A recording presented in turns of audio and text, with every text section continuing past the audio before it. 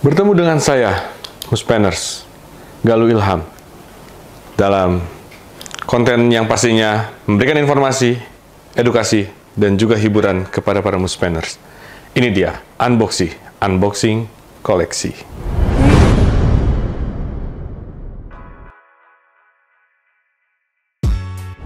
Kali ini kita akan mengunboxing salah satu koleksi Museum Penerangan. Kira-kira apa nih? Kita lihat bareng-bareng aja yuk, Muspanners yuk.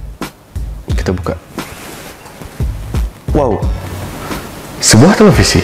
Sebuah televisi, apa sih ini? Sebelum saya menyentuh koleksi ini, ada baiknya saya menggunakan sarung tangan, karena ini adalah barang koleksi. Nah, ini dia. Televisi bermerek Kralin. Tapi sebelum saya menjelaskan tentang televisi ini, saya akan mengajak kalian kembali ke tahun 1962, di mana televisi ini diperkenalkan kepada masyarakat Indonesia. Televisi ini merupakan televisi yang diberikan oleh pemerintah, berjumlah 10.000 unit kayak mobil kali ya. 10.000 unit yang akan dibagikan kepada masyarakat Indonesia, untuk masyarakat Indonesia bisa memeriahkan, menikmati, menyaksikan serunya Asian Games yang dilaksanakan di Indonesia. Tentunya ini Asian Games yang keempat. Seberapa tua sih sebenarnya televisi ini? Dan kalau Muspanners pengen tahu, televisi ini umurnya sama kayak Stadion Gelora Bung Karno, yang dimana Stadion Gelora Bung Karno itu juga didirikan sebagai venue dari kegiatan Asian Games keempat yang dilaksanakan di Jakarta. Nah, kalau masyarakat Jakarta pasti kalau pengen nonton Asian Games langsung datang ke Stadion Gelora Bung Karno-nya. Terus gimana dengan masyarakat lainnya yang di luar Jakarta, yang di luar Pulau Jawa?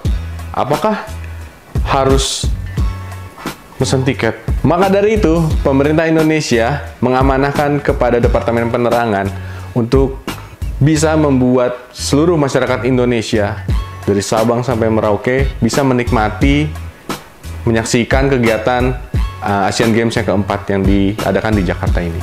Maka dari itu, didirikan stasiun televisi pertama di Indonesia, yaitu TVRI, Televisi Republik Indonesia. Yang dimana nanti TVRI ini akan menayangkan kegiatan-kegiatan Asian Games keempat yang diadakan di Jakarta. Tentunya dengan cara apa? Pemerintah melalui Departemen Penerangan membagikan televisi ini sejumlah 10.000 unit. 10.000 pieces. 10.000 pieces kepada seluruh masyarakat Indonesia supaya bisa nonton kegiatan Asian Games yang keempat itu. Fun fact-nya, didirikannya TVRI itu bersamaan dengan dibukanya Asian Games yang keempat, yaitu pada tanggal 24 Agustus 1962. Sebenarnya, fun fact lagi nih. Fun fact di dalam fun fact. TVRI menyiapkan tayangan perdananya kurang dari 10 bulan. Itu benar-benar waktu yang tidak terlalu lama ya. Waktu yang sangat singkat untuk mempersiapkan tayangan broadcasting ini. Salut. Nah, kita langsung lihat aja spesifikasinya nih. Kira-kira ini ukurannya berapa ya? Supaya tidak terlalu saya menebak-nebak ukurannya, saya telah menyiapkan satu alat untuk mengukur. Dari tadi. Mana ini? Nah, kita punya penggaris ya. Kita lihat dari ke belakangnya nih.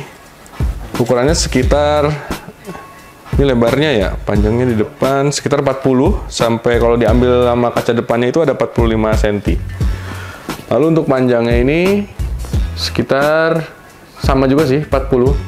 Ini lebih tepatnya 43 cm. Lalu tinggi bersama kaki-kakinya itu sekitar 82. Sebenarnya ini TV ini berbentuknya hampir menyerupai kubus ya. Berbeda dengan TV-TV zaman sekarang.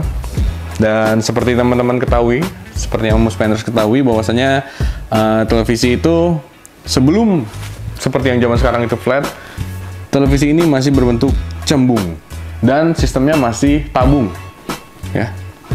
Lalu ini juga unik ya. Ternyata ada dua layar ya. Di sini ada layar yang bening, dan di dalamnya ini kayaknya tabungnya itu yang tadi saya bilang itu. Dan ini kacanya mungkin untuk melindungi, mungkin tabungnya agak sedikit sensitif. Lalu setelah itu di sini ada 4 knop ya, yang dimana kenapa 4 ya? Padahal kan 2 ya. Saya kenapa bilang 4? Kenapa 4 knop? Maksud saya di sini ada 2 knop Yang sebenarnya bisa masing-masing knopnya itu satunya itu bisa jadi ada 2 knop. Nah, di sini ada yang bisa diputar bagian sini, lalu ada bagian sini, lalu ada sini dan bagian sini. Maksud saya tuh gitu. Oke. Tapi kenapa saya langsung kasih tahu ke Mus Banner saya ini langsung 4 ya? Jadi nggak wow gitu. Ya. Tombol 2 fungsi gitu. Iya, yang bawahnya ini apa namanya ini? Aduh, ada tulisannya ini Lepin produk.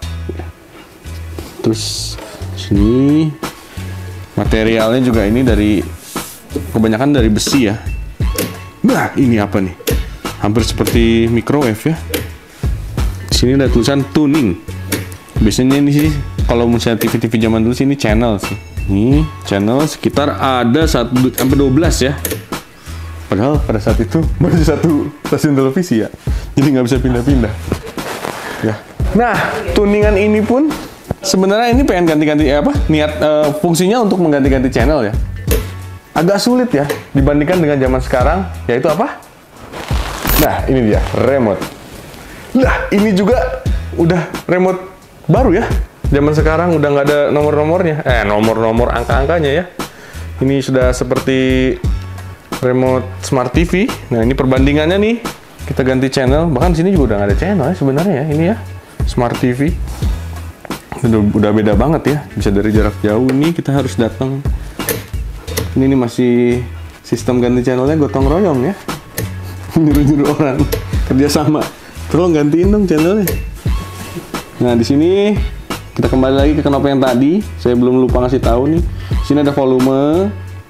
Lalu di sini ada brightness sama kontras. Nah, Mus Banners, televisi ini juga masih belum berwarna, masih hitam putih ya. Di sini terus di sampingnya ini ada sebenarnya ada 3 knop. Satunya knop ya, bukan knop. Knop ada 3 knop. Ya, di sini ada yang buat untuk mengatur kestabilan dari layarnya, kestabilan apa ya? Apa teman-teman? Keseimbangan kayak ngatur, adjust itu apa? Mengadjust apa? Ya pokoknya mengatur ya, mengadjust dari si tampilan layarnya. Kalau misalkan memang kan pada zaman dulu mungkin apa ya? Masih sulit untuk ngatur sinyalnya ya. Sinyal si televisinya itu. Sini ada tulisan vertikal. Lalu di sini ada hope. Apa itu hope? Harapan. Ternyata memang televisi, aduh, sampai muncrat. Televisi ini juga bisa menaruh harapan ya untuk kita semua. Ya berharap TV-nya nyala gitu. Oh, itu betul sih. Berharap TV-nya nyala ya. Berharap TV ini bisa memberikan edukasi juga mungkin. Nah, yang jadi uniknya buat saya juga sih sebenarnya, sayangnya televisi ini sudah tidak bisa dioperasikan ya. Tidak bisa dinyalakan. Nah, di belakang juga ada penjelasan sirkuit dari ininya ya. Sirkuit nggak sih? Bener nggak sih? Iya. Iya, sirkuit dari dalam TV-nya ini. Betul. Lalu ada beberapa knop lagi. Pastinya juga ini untuk mengatur tampilan juga ya dan sinyal juga ya. Tidak semudah dengan televisi zaman sekarang. Lalu di sini ada petunjuk juga nih. Wah, ini unik banget nih. Saya udah nggak enak banget di posisinya nih. Saya pengen pindah, nggak usah ya. Saya pindah dulu deh. Nah, gini kan enak nih. Nah, saya biar bisa baca juga nih. Jika Anda ada tulisan nih, pakai tulisan zaman dulu nih. Jika Anda bukan ahli, tulisannya. Jika Anda bukan ahli, janganlah mencoba memperbaiki sendiri pesawat Anda. Oh. Nah, ini ada tipenya juga nih. Tulisannya nih, tipe apa nih? JVN. Oh, ini udah rada-rada sobek. Lalu ada ini serinya. Ini antenanya dari mana ya berarti ya? Kayaknya di sini dah. Ini ada semacam plat besi gitu untuk ngaitin ke kabel antena ya, kayaknya ya. Gitu ya? Iya, betul. Oh, itu bener ya. Agak rumit juga ya ternyata ya. Wah. Begitulah ya. Ternyata memang zaman dulu tidak semudah zaman sekarang. Dimana untuk menyaksikan satu kegiatan aja ya, satu channel, satu rangkaian, upayanya harus benar-benar maksimal ya. Nggak seperti sekarang ya. Nah, yang bikin saya penasaran, kira-kira televisi ini bisa ngeluarin suara nggak sih? Kita langsung aja coba ya.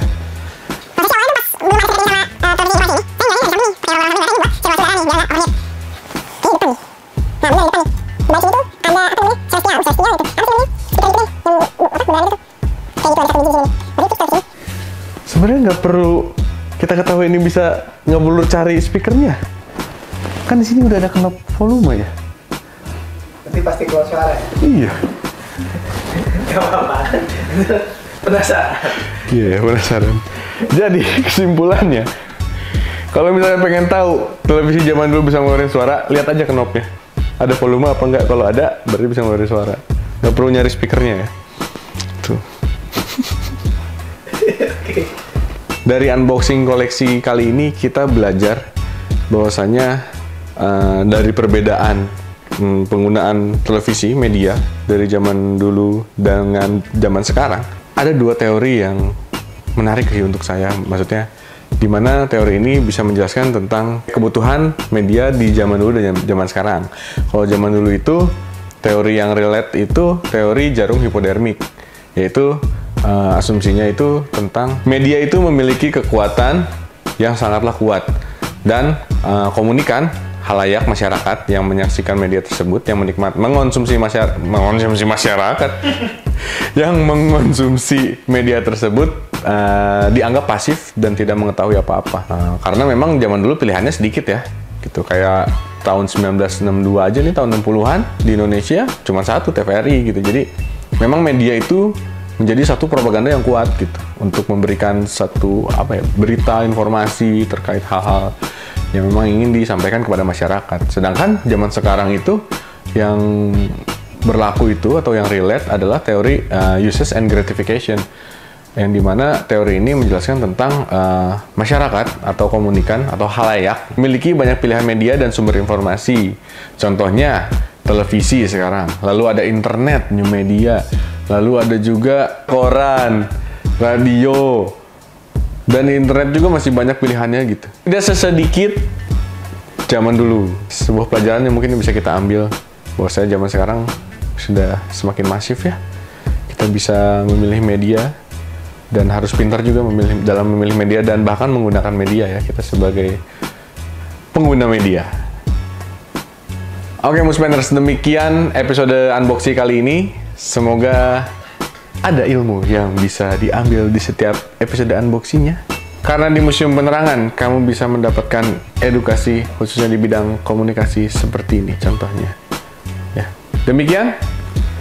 Saya Galuh Ilham, pamit undur diri. Sampai ketemu di unboxing koleksi episode selanjutnya. Saya Galuh Ilham, pamit undur diri. Wassalamualaikum warahmatullahi wabarakatuh. Anak Piko wajib nonton ini, gitu.